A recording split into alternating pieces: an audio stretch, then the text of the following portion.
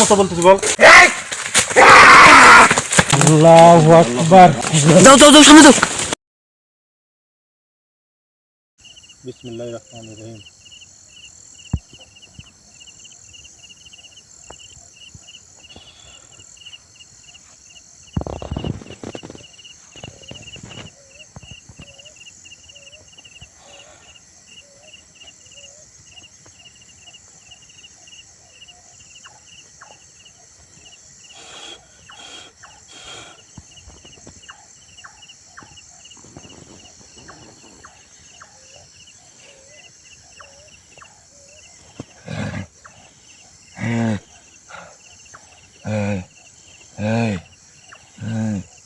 আপনার মধ্যে তো ন্যূনতম ভদ্রতা জ্ঞান নেই।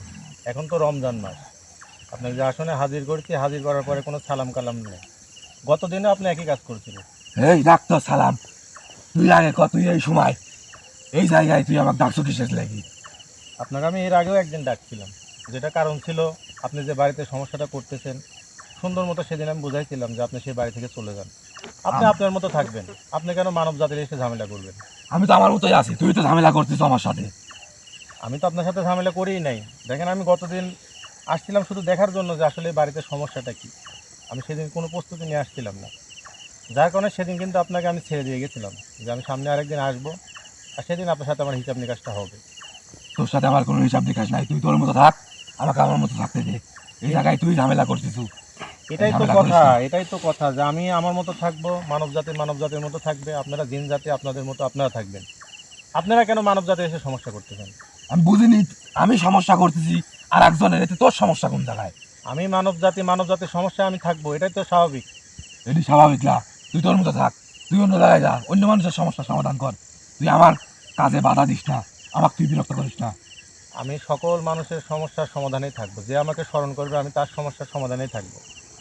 দেখেন, আপনাকে আমি ভালো মতো আজকে হাজির করছি, ভালো মতো বলতেছি, আপনি ওই বাড়ি থেকে চলে যান। আপনি বাড়িতে কতদিন যাবত থাকেন? সেটা আমি তোকে বলতে যাবো কিছু লাগি? আমাকে বলতে হবে আপনার। বলবো না, এখান থেকে তোর ডাকে আমি আইছি, আমি তোকে এইটাই জানাতে আইছি, আজকের পরে আর কোনো দিন যাতে তুই আমার ডাকার সাহস না করিস। আজকের পর থেকে আর কোনো দিন আমাকে ডাকবো না, এটাই জানাতে আইছি তোকে আমি। তোর কোনো প্রশ্নের উত্তর দিতে আমি এখানে আসিনি। শোনেন, আপনাকে আমি গত একদিন হাজির করতে পারছি, আজকে আসনে হাজির করতে পারছি, তার মানে এটা আপনি তো বুঝে ফেলছেন যে আপনাকে যে কোনো মুহূর্তে যে কোনো সময় আমি আপনাকে হাজির করতে পারবো, ডাকতে পারবো। আর আমি স্মরণ করলে আপনার আসতে আপনি যে বাধ্য সেটা আপনি বুঝতে পারছেন। তাই এত নাটক না করে আপনি আমি যেটা বলি সেটা শোনার চেষ্টা করেন। আপনি ওখানে কতদিন যাবত থাকেন বলেন? বলবো না, আপনার নাম কি? সেটাও বলবো না। ভালো মতো বলতেছি, সব কিছু উত্তর ভালো মতো দেন, নাহলে আপনার সাথে এমন কিছু ঘটবে যেটা আপনি চিন্তা করতে পারবেন না। তুই যা পারিস কর, আমি তো কিচ্ছু বলবো না। আচ্ছা, ওই বাড়িতে যে বাচ্চা কাচ্চা আছে, তিনটা আছে ছোট বাচ্চা, দুইটা শিশু বাচ্চা আছে। এই শিশু বাচ্চারা যে দুপুরবেলায় দুপুরবেলায় কান্না করে, তারপরে বাকি যে তিনটা বাচ্চা আছে, বাচ্চাদের পুকুর পাড়ে ডাক দিয়ে নিয়ে আসেন। এই কী জন্য নিয়ে আসেন পুকুর পাড়ে ডাক দিয়ে? পুকুরের পানি তো আরে চুবায় মারবো, এই জন্য নিয়ে আসি। এই কথা আপনি গতদিনও বলছিলেন, কিন্তু আমার বিশ্বাসযোগ্য হয়েছিল না। তোর বিশ্বাস অবিশ্বাসের সাথে আমার কোনো কিছু যায় আসে না। মানে পুকুরের পানিতে ডুবাই মারবেন এই জন্য যাতে মানুষজন বুঝতে না পারে যে কে মারছে, বা দোষটা যেন আপনার উপর না আসে, এই জন্য না? সেটা তুই যেটা ভালো মনে করিস বা তুই যেটা বুঝিস সেটাই। আর বাকি যে দুইটা বাচ্চা ওই বাড়িতে আছে, শিশু বাচ্চা, এই শিশু বাচ্চা দুপুরবেলা, বিশেষ করে দুপুরবেলা প্রচণ্ড রকমের কান্নাকাটি করে। আর রাত্রেবেলা দেখা যায় যে নিশিরাতে তারা অনেক কান্নাকাটি করে, যে কান্না থামেই না। এই কাজগুলো কে করে? তুই তো জানিসই কে করে, তারপরেও জানিস শুনি কিসের লেগে এই প্রশ্ন করতেছ? তাহলে আপনি এসব কাজ করবেন কেন? আমার ভালো লাগে তাই আমি করি। ভালো লাগলে আপনি এগুলা করবেন, এগুলো তো ঠিক না। আপনি জিন জাতি, আপনি জিনদের মাঝে থাকবেন। আপনার ভালো মন্দ যেটা করে সেটা জিনদের মাঝখানে করবেন। আপনি মানব জাতি কেন সমস্যা করবেন? আমার তারা ভালো একটা লাগে, পরিবার আজকে ধ্বংসের দিকে আপনার অত্যাচারে। ধ্বংসই করে দেবো। তারা ঠিক মতো ঘুম পাড়তে পারে না, ঠিক মতো খানা খাইতে পারে না, ঠিক মতো গরু আছে দুইটা, সে গরু গাভী গরু আছে, সেই দুইটা গাভী গরুরা দুধ আপনি খাইতে দেন না তাদের, তা আপনি খাই শেষ করে দেন। আপনি এগুলো করবেন কেন? আমি সব শেষ করে দেবো। দেখেন, ওরা গরিব মানুষ, এমনিতেই চলতে পারে না। আয়ের উৎস বলতে কিন্তু দুইটা গাভী, সেই গাভীর দুধ আপনি খাই ফেলবেন। তো আপনাকে আমি ভালো মতো বলতেছি, আপনি বোঝার চেষ্টা করেন, আমার আঙ্গুলটা বাঁকা করেন না, আপনি আপনার মতো চলে যান। আপনার থাকার জায়গার তো অভাব নেই। আমি ওখানেই থাকবো, তুই যদি আঙ্গুল বাঁকা করিস সে আঙ্গুল আর তুই সোজা করতে পারবো না। তাই না? আপনার এত ক্ষমতা? হ্যাঁ, আপনি এই আসন থেকে বের হয়ে দেখাতে পারবেন আপনার কত ক্ষমতা? তুই আমাকে যেভাবে ডাকছো সেভাবে আমাকে সাইডে আমি চলে যাবো। তাই? হ্যাঁ, তা আপনার এত ক্ষমতা, আপনাকে আমি ছেড়ে দিতে হবে কেন? আপনি আপনার ক্ষমতা বলে চলে যাবেন, বুঝেন নাই? কেন কি আপনি আমার কথা শুনবেন না? না কোনোভাবেই শুনবেন না? না নিয়ত করে ফেলছেন যে আপনি আমার কথা শুনবেন না, না, নিয়ত করে ফেলছি। আর ওই মানুষের সমস্যা করবেন এটাও নিয়ত করে ফেলছেন। আমার যা ভালো লাগে আমি তাই করবো। এতে কার সমস্যা হলো কার ভালো লাগলো সেটা আমার দেখার বিষয় না। বিসমিল্লাহির রহমানির রহিম। এই কি করতেছে তুই? এই দেখ, কিছু করিস না দেন, তোর ডাকে আমি এখানে আইছি তাই বলি মাথায় উঠে বসিস না। কি দিল? দিস না, বন্ধ কর।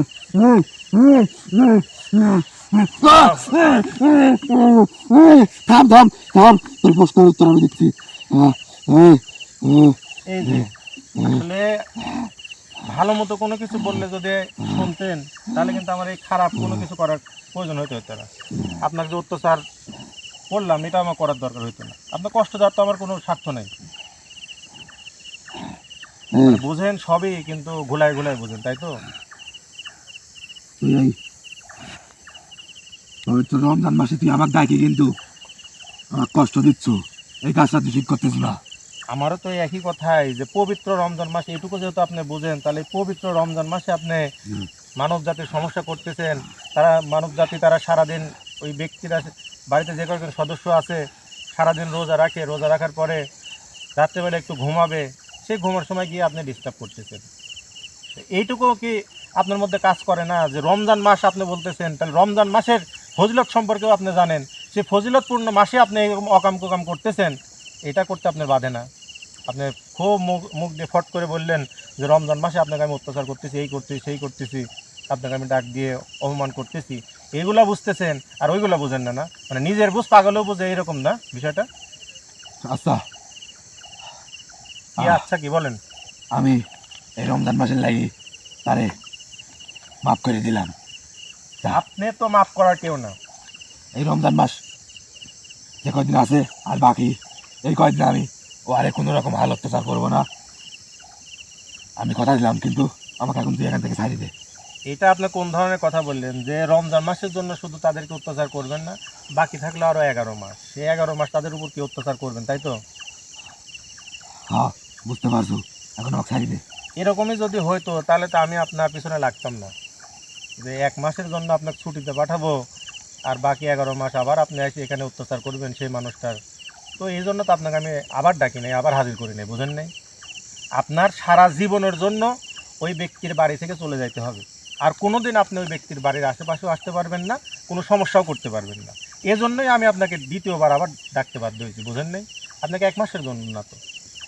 এখন আমার কথা হলো আপনার সারা জীবনের জন্য আপনার সেই ব্যক্তির বাড়ি থেকে চলে যাইতে হবে, গিয়ে আপনার যেখানে ভাল লাগে, পৃথিবীর যে প্রান্তে ভাল লাগে, আপনার দিন জাতির মাঝখানে গিয়েও থাকতে পারেন, বা কোনো মানব জাতির মধ্যে যেখানে গিয়ে থাকেন, আপনার বিষয় সেটা। কিন্তু আরেকটা রিকোয়েস্ট থাকবে, সেটা হলো আপনি মানব জাতির কোনো সমস্যা করেন না। যদি মানব জাতির ভেতরে কোনো গাছপালায় বা কোনো বাগানে যেখানেই থাকেন, আপনি মানব জাতির কোনো সমস্যা করবেন না। না, তোর এই কথাটা আমার পছন্দ হইল না। পছন্দ হয় নাই? না। আপনি কি মানব জাতির সমস্যাই করবেন, মানে যেখানেই থাকবেন মানব জাতির সমস্যা করবেন, নাকি এই বাড়ি থেকেই যাবেন না আপনি? আমি ওই বাড়িতে থাকবো, ওখানে থাকতে আমার ভালো লাগে। আচ্ছা, আপনি এই বাড়িতে কতদিন যাবত আছেন? ওই বাড়িতে আমি 15 বছর ধরে আছি। 15 বছর? হ্যাঁ তো দীর্ঘ সময়। হ্যাঁ। আচ্ছা, ওই বাড়িতে থাকার কারণ কি? ওই বাড়ি তো আমি যেটুকু দেখছি, বাড়িতে কোনো গাছপালা নাই, কোনো কিছু নাই, একদম ফাঁকা জায়গায় বাড়িটা, মানে যে ঘরটা আছে এখন। তো আপনি তো ওখানে কোথায় থাকতেন এই 15 বছর যাবত? আপনি কোথায় থাকেন ওখানে? ওই বাড়ির ভিটায় আমি 47 বছর ধরে আছি। ওই জায়গাতে একটা গাছ ছিল, অনেক বড় একটা গাছ ছিল ওই বাড়ির ভিটায়। হ্যাঁ। ওই গাছেই আমি 47 বছর ধরে ছিলাম। আচ্ছা। হঠাৎ ওই ভিটার উপরে ওই গাছটা তারা কেটে দেয়, কেটে দিয়ে ওই জায়গাতে তারা বাড়ি করে, আর ওই গাছের কাঠ দিয়ে তারা খাট বানায়। ওই খাটে আমি তাদেরকে শান্তি মতো থাকতে দেব? আমার থাকার জায়গা ওরা কাড়ি দিছে, আমার থাকার জায়গা দিয়ে ওরা খাট বানায়, সেই খাটে আরামে ঘুমাবি, এটা আমি মাইনে নেব? দেখেন, আল্লাহ তাআলা মানুষকে সৃষ্টির সেরা জীব হিসাবে সৃষ্টি করেছেন, এটা তো আপনি জানেন, ঠিক না? হ্যাঁ ঠিক। এবং 18,000 মাখলুকাতের মধ্যে মানুষ হচ্ছে শ্রেষ্ঠ জীব। হ্যাঁ এখন বিষয় হলো, আল্লাহ তাআলা যত প্রকারের যত কিছু সৃষ্টি করছে সব কিছু কিন্তু মানব জাতির কল্যাণের জন্য, মানব জাতির ব্যবহারের জন্য সৃষ্টি করছে, এটা জানেন আপনি? গাছপালা হোক, পুকুর হোক, নদী নালা হোক, যেটা হোক সেটাই মানব জাতির ব্যবহারের জন্য, ঠিক না? এই গাছপালা মানব জাতি কী জন্য লাগায়? তাদের ভবিষ্যতে হয় ওটা বিক্রি করে দিয়ে, অর্থ দিয়ে কোনো কাজে লাগাবে, অথবা ওই গাছ দিয়ে দরজা জানালা খাট যে কোনো কিছু বানাইতে পারে। এক কথায় হলো, সেই জিনিসটা দিয়ে সে কিছু একটা করবে, এটা তো পূর্ব পরিকল্পনা করেই করে। তো আপনিই বলতেছেন গাছটা অনেক বড় ছিল, অনেক দিন যাবৎ গাছের বয়সটাও অনেক ছিল, তাহলে ওই গাছটা দিয়ে খাট বানাবে, এটাও কিন্তু স্বাভাবিক। আপনি যে ওই গাছে থাকেন, ওই বাড়ির মালিক কিন্তু সেটা জানতো না। জানতো কি? সে জানবে কীভাবে? কোনো কি আলামত এর আগে আপনি দেখাইছেন বা কোনো সমস্যা করছেন যখন গাছ ছিল? না, তখন কিছু করিনি। যা করার ওই গাছ কাটার পর থেকে আমি করতেছি। এই যে, তাহলে গাছটাই আপনি থাকতেন, এটা তো আর যে মালিক সে তো আর জানতো না। সে গাছ, তার প্রয়োজন হয়েছে, গাছটা কেটে সে বাড়ির কাজকামে লাগাইছে। তো এতেই যে আপনি রাগান্বিত হয়ে সেই খাটে যে শুবে তাকে শান্তিতে ঘুমাইতে দিবেন না, তার বাড়িতে যা কিছু আছে সব কিছুতেই আপনি সমস্যা করবেন, তো এটা তো ঠিক না। আপনি একটু বিবেক দিয়ে ভাববেন বিষয়টা আমি কি বললাম। এখন বিষয় হলো, আপনি ওই বাড়ি থেকে চলে যান, গিয়ে এরকম গাছ পৃথিবীতে অনেক আছে। এক বাড়িতে একটা গাছ ছিল, গাছটা কেটে ফেলছে বাড়ির মালিক, সের আগে আপনি সে বাড়ির মানুষের সমস্যা করতেছেন, শিশু বাচ্চাদের সমস্যা করতেছেন, এটা তো ঠিক না। আপনি আপনার মতো পৃথিবীর বহু জায়গায় এরকম এর চাইতে পুরাতন পুরাতন গাছপালা আছে, এটাও আপনি জানেন। আপনি যেখানে ভালো লাগে সেখানে গিয়ে থাকেন, বুঝছেন? তাহলে আমি তোর বাড়িতে থাকি। দেখেন, আমার বাড়ির তো থাকার মতো পরিবেশ নেই। তাহলে তোকে যদি আমি কই তুই তোর বাড়ি ঘর ছাড়ি অন্য জায়গায় যায় থাকে, তুই কি থাকবো নি? এই দুনিয়ার তো জায়গার অভাব নাই। আচ্ছা, এটা আপনি একটু ভাবেন যে আপনারা জিন জাতীয় অদৃশ্য, অদৃশ্য না? হ্যাঁ আপনারা চাইলে পারে যে কোনো পরিবেশে গিয়ে থাকতে পারতেছেন, কেউ কিন্তু আপনাদের প্রশ্নবিদ্ধ করতেছেন না ওই সময় পর্যন্ত, যতক্ষণ না পর্যন্ত আপনারা কারো সমস্যা করতেছেন, ঠিক আছে, বা কারোর সামনে দেখা না দিচ্ছেন, সে পর্যন্ত কিন্তু কেউ জানে না যে এখানে কি আছে বা কি নাই। এই যে আমার সাইডে দেখেন কয়েকটা গাছ আছে, খেজুর গাছ আছে, এই খেজুর গাছেও কোনো কিছু আপনাদের কি জিন জাতির ভাই বোন কিন্তু থাকতে পারে, সেটা কিন্তু আমি জানি না, কারণ তারা আছে অদৃশ্য অবস্থায়। আপনারা যে কোনো জায়গায় ইচ্ছা করলে অদৃশ্য অবস্থায় থাকতে পারতেছেন, আপনাদের কোনো মালিকানাধীন জায়গার প্রয়োজন হচ্ছে না। কিন্তু আমরা মানব জাতি, আমরা আমার বাড়ি থেকে যখন আমি আরেক জায়গায় গিয়ে থাকবো, তখন ওই জায়গাটাকে আমার হইতে হবে, তাহলে অন্য জায়গায় কি আমাকে থাকতে দিবে? আমার তো সেই সামর্থ্য নাই যে আমি আমার বাড়ি ভিটা আপনাকে দিয়ে আমি আরেক জায়গায় গিয়ে নতুন জায়গা জমি কিনে আরেকটা বাড়ি করে আমি সেখানে থাকবো। আমার তো সে সামর্থ্য নাই। 3 বেলা 3 মুঠো ভাত জোগাড় করতে আমার কষ্টের শেষ নেই। আমি কি করে আপনাকে আমার বাড়ি ছেড়ে দিয়ে আমি অন্য কোথাও গিয়ে নতুন বাড়ি করে থাকবো বলেন? আপনারা চাইলে পারেন, কারণ আপনারা তো দেখতে পারেন, আপনারা তো কেউ দেখতে পায় না, কিন্তু আমাদের তো সেটা সম্ভব হয় না। এখন আপনি যেটা বলতেছেন সেটা সম্ভব না, যে আমার বাড়ি ছেড়ে দিয়ে আপনাকে আমি অন্য কোথাও গিয়ে থাকবো আর আপনাকে আমার বাড়িতে থাকতে দেবো, এটা সম্ভব না। তাহলে তুই যা, এখান থেকে চলে যা। আমাকে সাইডে দে, তুই এখান থেকে চলে যা। আমাকে আমার মতো থাকতে দে, তুই তোর মতো থাক।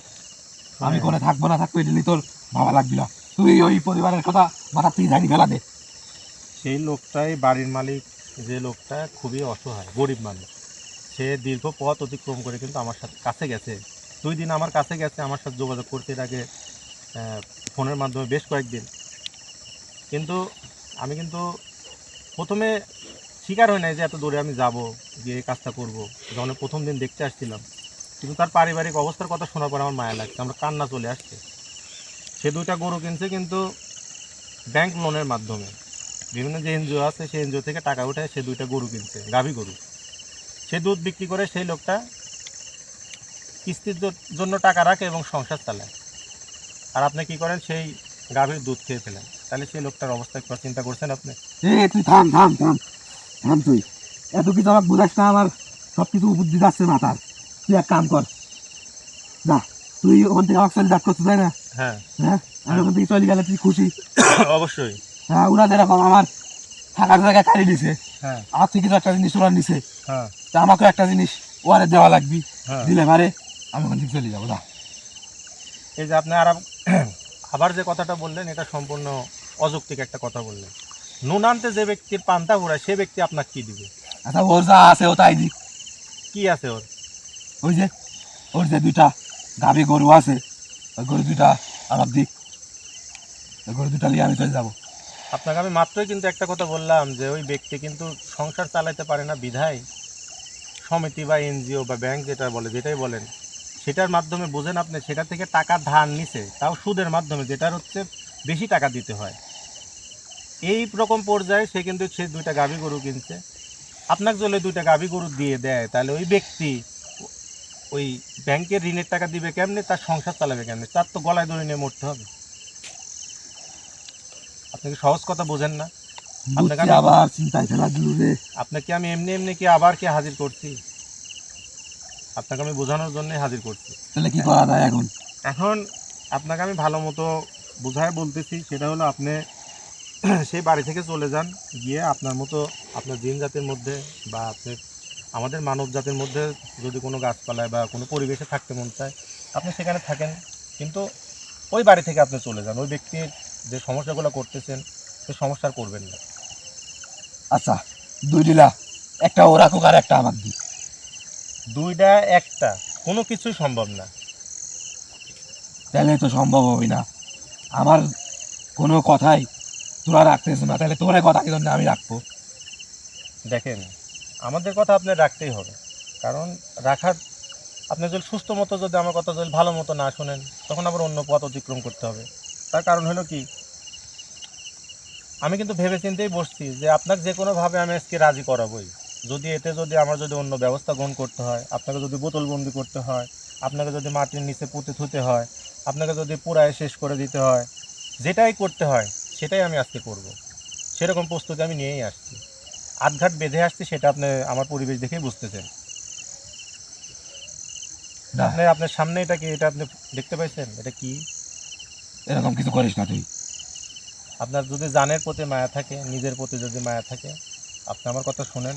আর না হলে এমন কিছু করব যে আপনি আর যে মুক্ত বাতাসে ঘুরে বেড়াচ্ছেন এটা আর আপনি পারবেন না। আপনার সামনের জিনিসটার দিকে আরেকবার একটু তাকান। আপনি কি কিছু বুঝতে পারছেন যে আমি এটা কেন নিয়ে আসছি আর এটা কি জিনিস? হ্যাঁ, আচ্ছা। সবচেয়ে বুদ্ধিমানের কাজ হবে আমি যেটা ভালো মতো বলতেছি আমার কথায় সহমত পোষণ করা, আমার কথা শুনে সেই বাড়ি থেকে চলে যাওয়া। এর অন্যথায় যদি যে চিন্তাই করেন আপনি, এই কথা ব্যতীত অন্য যে চিন্তাই করবেন যে কোনো কিছুর বিনিময়ে আপনি চলে যাবেন বা ওখান থেকে যাবেন না ওখানেই থাকবেন, এরকম যদি কোনো চিন্তাধারা যদি আপনার মধ্যে আসে ভুলক্রমেও, তাহলে আপনার পরিণতি খুবই ভয়ানক হবে, যেটা আপনি ভাবতে পারতেছেন না। আর একটু হলেও আন্দাজ করতে পারছেন আপনার সামনে জিনিসটা দেখার জন্য, দেখার পরে যে আপনার সাথে কি হতে পারে। তাই আমি এখন পর্যন্ত দেখেন আপনি আমার সাথে তুই করে কথা বলতেছেন। এর আগেও যেদিন আমি আপনাকে হাজির করছিলাম আপনি আমাকে দু একবার গালিগালাজও দিছিলেন। আপনাকে আমি কিন্তু কোনো কিছু খারাপ কোনো কিছু বলি নাই, অসম্মানও করি নাই। আজকেও একই রকম আপনাকে কিন্তু আমি এখন পর্যন্ত তুই করেও কোনো কথা বলিনি। কারণ কি, আপনি হয়তো একটা কথা ভালো মতো জানেন যে ভদ্র ব্যবহার বা নিশ্চুপ বা নমনীয়তার গভীরে কিন্তু আড়ালে কিন্তু ভয়ঙ্কর একটা রূপ থাকে, এটা আপনি জানেন।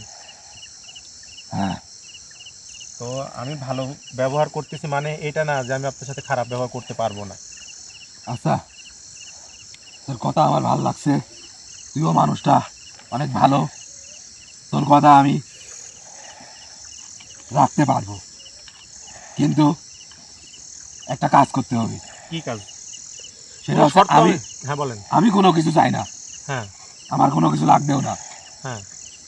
তবে আমি যে জায়গায় আছি হ্যাঁ। সেই পরিবারের যে কোনো একজন ব্যক্তিকে একটা কাজ করতে হবে। সেটা হচ্ছে তাদের সামর্থ্য অনুযায়ী, হ্যাঁ। যেহেতু এটা রমজান মাস, হ্যাঁ। 3টা অসহায় ব্যক্তিকে হ্যাঁ। একবেলা ইফতার তাদেরকে করাইতে হবে। মানে তিনজন অসহায় ব্যক্তিকে একদিন ইফতার করাইতে হবে।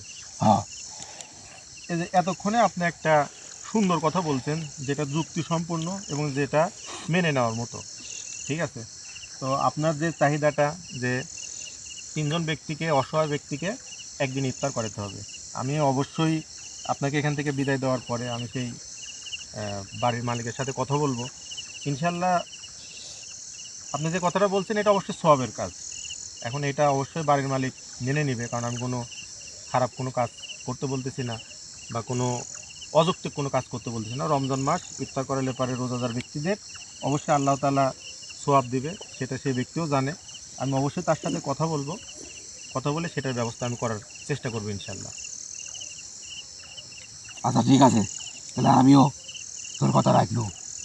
আপনি তাহলে এখান থেকে আসন থেকে বিদায় দেওয়ার পরে আপনি ওই বাড়ি থেকে ওই বাড়িতে আর যাওয়ারও দরকার নেই, আপনি আপনার মতো এখান থেকেই আপনার যেখানে ভাল লাগে সেখানে চলে যাবেন, ঠিক আছে? আচ্ছা ঠিক আছে, আমাকে এখন বিদায় দিতে। ঠিক আছে, আপনাকে আমি বিদায় দিয়ে দিচ্ছি।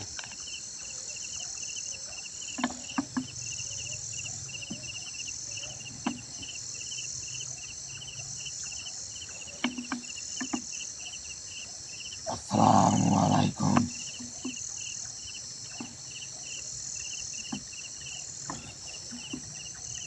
ধরো ধরো ধরো। ইউনুস, ভাই, ইউনুস, হ্যাঁ ভাই, ঠিক আছে তুমি? হ্যাঁ ঠিক আছে। পানি খাও।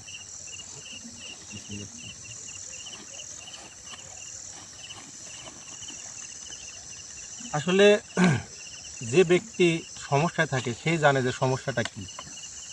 আমি যে বাড়ির কাজটি করলাম, এই ব্যক্তি আসলে খুবই গরিব একজন ব্যক্তি, সে চলতে পারে না, দুইটা গাভী গরু কিনছে ঋণ করে, সেই গাভী গরুর দুধ বিক্রি করে সেই লোকটা সেই কিস্তি যেটা বলে সে কিস্তি দেয় এবং সংসারটা চালায়। সে খুবই বিপদগ্রস্ত, এর উপরে তার উপর কি জিনের আক্রমণ। তো সব মিলায় সে ব্যক্তিটা কিন্তু আমার কাছে যায়, আমার সাথে যোগাযোগ করে।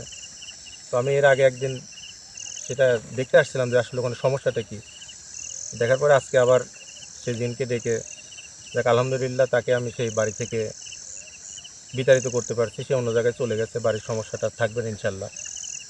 আর যে কথাটা সেদিন বলে গেছে যে 3জন অসহায় ব্যক্তিকে একদিন ইফতার করাতে হবে, তো অবশ্যই আমি এই বিষয়ে বাড়ির মালিকের সাথে কথা বলবো এবং আমার যেটুকু বিশ্বাস যে বাড়ির মালিক অবশ্যই এ বিষয়ে না করবে না, কারণ এত বড় সমস্যা থেকে সে সমাধান পাইলো।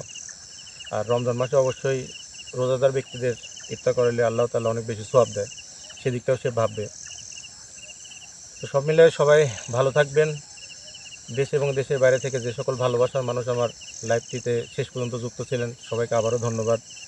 দেখা হবে ইনশাআল্লাহ পরবর্তী সময়ে। আসসালামু আলাইকুম রহমতুল্লাহি ওয়া বারাকাতুহু। সব কিছু গুছানো।